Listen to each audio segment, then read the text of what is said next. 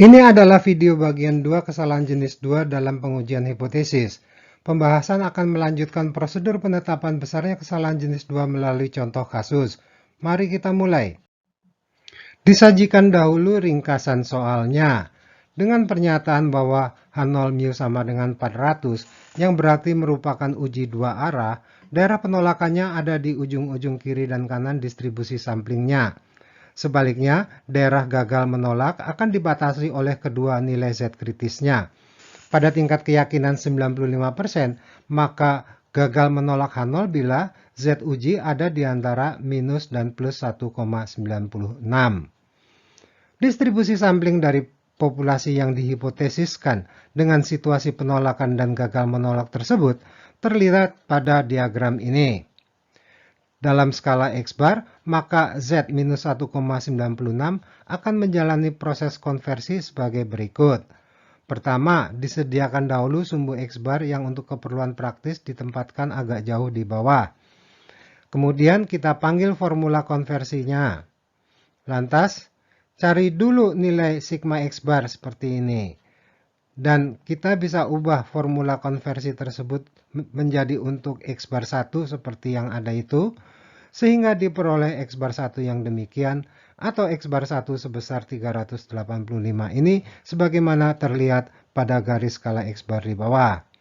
Dengan cara yang mirip, bisa diperoleh skala X-bar untuk plus 1,96 demikian ini. Nilai X-bar 2 adalah seperti yang terlihat itu, atau X-bar 2 adalah 415 ini, sebagaimana yang kemudian ditampilkan pada garis skala X-bar di bawah. Jadi, besarnya beta error atau type 2 error adalah sama dengan probabilitas mendapatkan X-bar antara 385 dan 415 pada distribusi sampling yang berasal dari populasi yang sebenarnya. Yang mu-nya adalah 410. Gambarnya mestinya sedikit di sebelah kanan distribusi sampling yang terdahulu. Dengan mu yang sebesar 410, maka mestinya akan terletak sedikit di sebelah kiri dari batas atas terdahulu yang 415. Silahkan dicermati logika penempatan gambarnya. Jadi, besarnya beta adalah bidang berwarna merah ini, yang secara formulatif dapat dinyatakan demikian itu. Konversikan nilai-nilai X-bar 1 dan X-bar 2 ke dalam skala Z. Ingat, sekarang kita ada di distribusi sampling dari populasi yang sebenarnya, yang mu-nya adalah 410. Masukkan nilai-nilai yang relevan ke dalam formula. Diperoleh nilai Z berkisar antara minus 3,27 dan 0,65, sehingga beta adalah 0,7422 minus 0,0005 sama dengan 0,7416. Sehingga 1 minus beta adalah 0,2584. Kita lanjutkan untuk pertanyaan B. Perhatikan bahwa lembar berikutnya tidak akan menyajikan gambar. Silahkan menyiapkan sketsanya untuk digunakan saat menyaksikan jawaban pertanyaan B dan C pada lembar berikutnya. Dahulu ringkasan soalnya. Pertanyaan B menggunakan sampel sebesar 64. Yang lebih banyak daripada pertanyaan A. Karena sampel bermakna informasi, maka dengan sampel yang lebih besar akan menurunkan risiko kesalahan, yang otomatis menaikkan power of the test, atau kemampuan prosedur pengujian untuk menolak H0 ketika dia dinyatakan secara keliru. Untuk nanti diperbandingkan, besarnya beta error sebelumnya adalah 0,7416.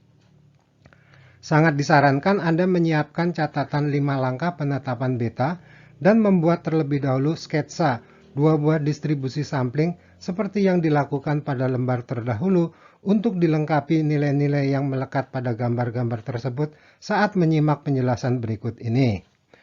Berdasarkan desain uji dua arah, maka daerah gagal menolak H0 ada dalam batas-batas minus dan plus Z alfa per 2. Kedua nilai kritis perlu diubah ke dalam skala X-bar, sebutlah X-bar 1 dan X-bar 2, untuk penetapan daerah gagal menolak H0 berdasarkan distribusi sampling populasi yang sebenarnya. Dimulai dari formula konversi ini, perhatikan bahwa saat ini mu yang digunakan adalah mu yang ada di hipotesis 0.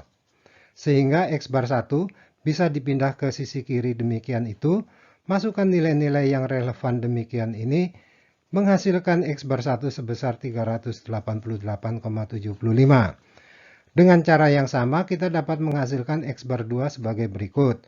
Mula-mula X bar 2 dapat diubah seperti ini, sehingga menghasilkan X bar 2 sebesar 411,25. Selanjutnya kita akan mencari daerah gagal menolak H0 dalam rentang antara kedua nilai X bar tersebut, namun pada distribusi sampling dari populasi yang sesungguhnya. Sehingga besarnya beta adalah yang demikian ini.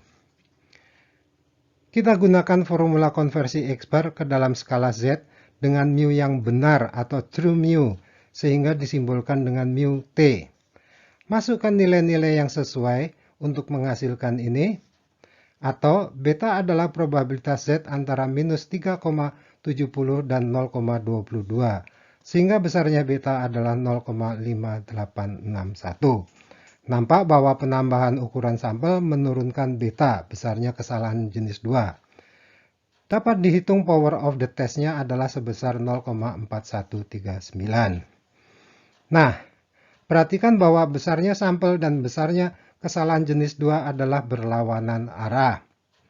Jadi, sekali lagi, karena sampel mempunyai nilai informasi, maka penambahan ukuran sampel akan menambah informasi yang dimiliki sehingga menurunkan risiko kesalahan, dalam hal ini kesalahan jenis 2.